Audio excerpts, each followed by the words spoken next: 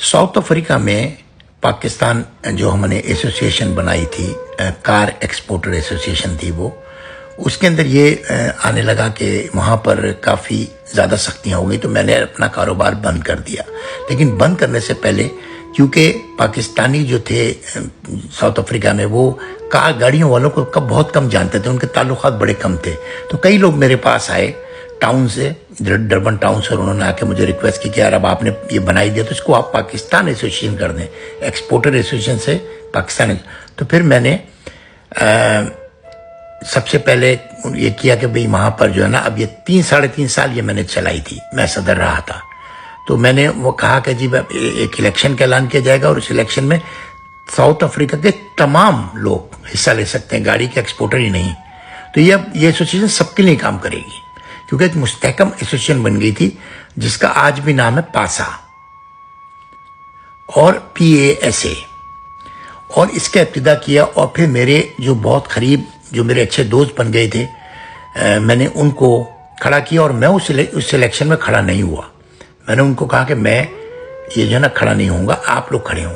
तो पासा बनाने के बाद उसका आइन मैंने बनाया पूरा, 3-4 लोगों की मदद से, जो पढ़े लिखे थे साथ ना, और समझदार लोग थे, और जो डरबन को पुराना जानते थे। फिर उसके हिसाब से हमने कानूनी तौर पे आइन बनाया। उस आइन पे भी मेरा नाम लिखा था, जो आजकल हटा दिया गया है, वो मेरे दस्तखत से बना था। तो पासा जो है वो मैंने बनाया। उसके बाद वो जो मैंने ग्रुप खड़ा किया था वो जीत गया, बगैर मुकाबले के जीत गया। और अल्लाह ने पासा को इतनी तरक्की दी। उसके बाद उन लोगों ने मुझे ताहयात चेयरमैन बना दिया। जो भी नए सदर बने उन्होंने मुझे ताहयात चेयरमैन बना दिया। और मैं क्योंकि इसमें मजीद इन्वॉल्व होना नहीं चाहता था, क्योंकि मैं अपने कारोबार पर ध्यान देना चाहता था। तो मैंने कहा भाई मैंने 3.5 साल मैंने कर लिया आप लोगों की खिदमत, तो प्लीज़ आप लोग खुद चलाएं। मैंने उसमें से भी इस्तीफा दे दिया। बहरहाल कभी कभी गाहे वो मुझे बुला लेते थे किसी तकरीब में, इसमें उसमें। बहरहाल वो भी कोई ख़ास इंटरेस्टेड नहीं थे, मैं भी अलग होना चाहता था, तो मैं अलग हो गया। आज पासा जो है ना, PASA, पूरे साउथ अफ्रीका में है, और बड़े बड़े अच्छे काम करने वाले सामने आ गए हैं। और शुरू में भी बहुत ही अच्छे तरीके से चलाया गया उसको। और वो बड़ा झगड़े वगड़े छोटे मोटे सब जगह होते हैं ना, मगर कोई ऐसी बात नहीं। और आज भी पासा चल रही है, आज भी पासा खिदमत कर रही है साउथ अफ्रीका के लोगों की। मेरी बस खुशी यही है, मुझे कोई इनाम नहीं चाहिए, कोई दावतें नहीं चाहिए। मुझे नहीं चाहिए कि मैं बानी था तो मुझे बुलाया जाए, मुझे बिठाया जाए। जिस कौम का जो नसीब होता है वही अल्लाह ताला उसको देता है। उसके बाद ना उन्होंने कभी मुझसे रब्ता काम किया और ना मैंने।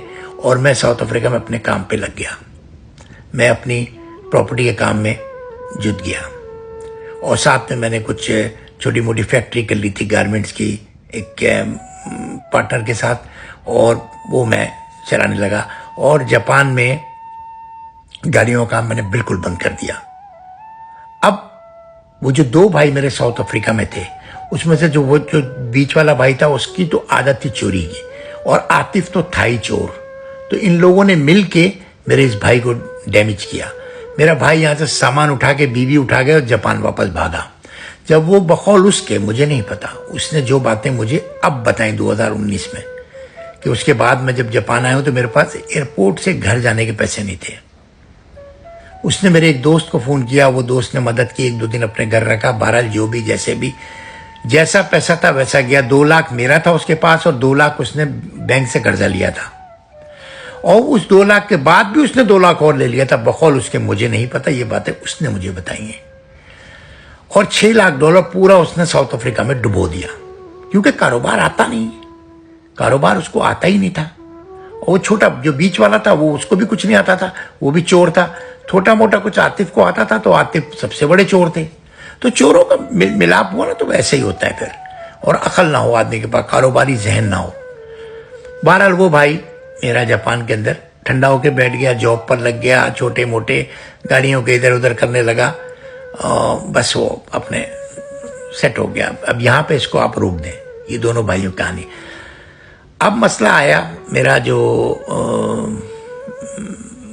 था अपना शारजा में जो कारोबार था उसका। मेरे बहनों तो वहाँ से जा चुके थे सुपरमार्केट से। मैंने उस दोस्त को, पुराने दोस्त को वहाँ बुलाया था।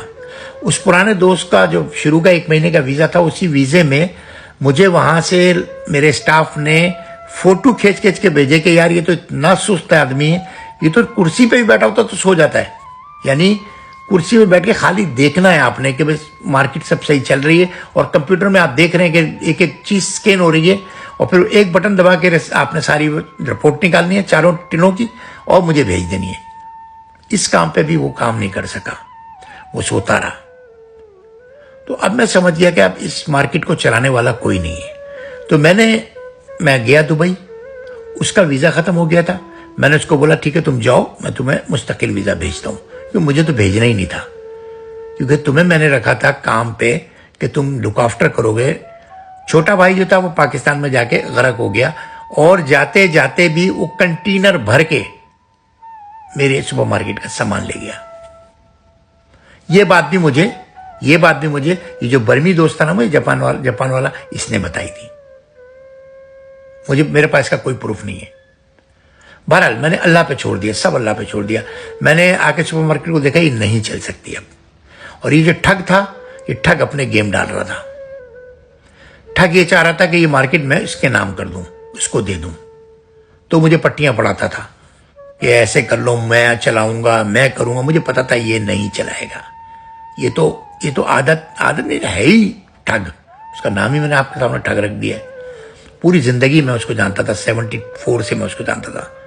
तो मैंने बहरहाल वो सुपरमार्केट बंद कर दी। मुझे $16 लाख का टोटल जो है ना उसमें इन्वेस्ट था, वो नुकसान हुआ। आपको पता है फिर जब आप बंद करते हैं ना कोई चीज, तो फिर वो वहां के कानून हरकत में आते हैं कि ये भरो, वो भरो, वो भरो, वो भरो।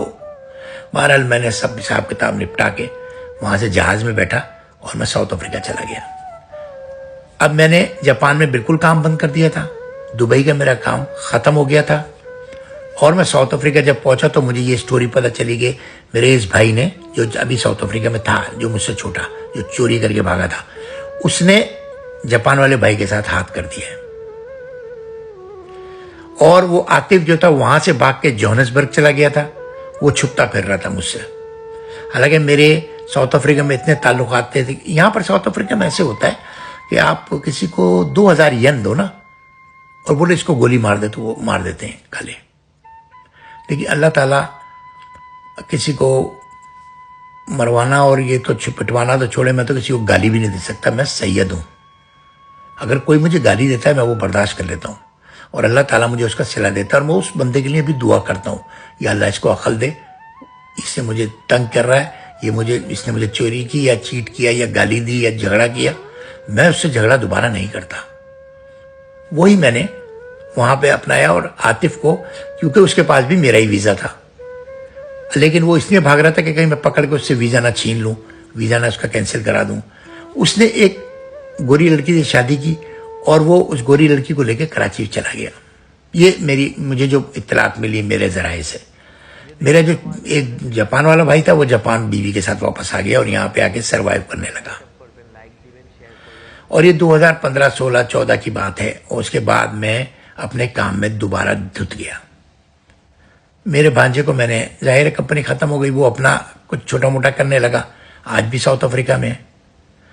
और इस तरह ये सारी सेटिंगें जो है ना गिर गई, इसलिए कि मेरे पास मेरी फैमिली में सिवाय मेरे मामू के कोई भाई इस काबिल नहीं था कि जिसके साथ मैं कोई कारोबार करता। बहरहाल मैंने जो बचा कुचा पैसा इधर उधर से सेट करके अपने साउथ अफ्रीका काम में बेहतरीन लगा दिया, और साउथ अफ्रीका काम मेरा बेहतरीन चल पड़ा। खुश रहें।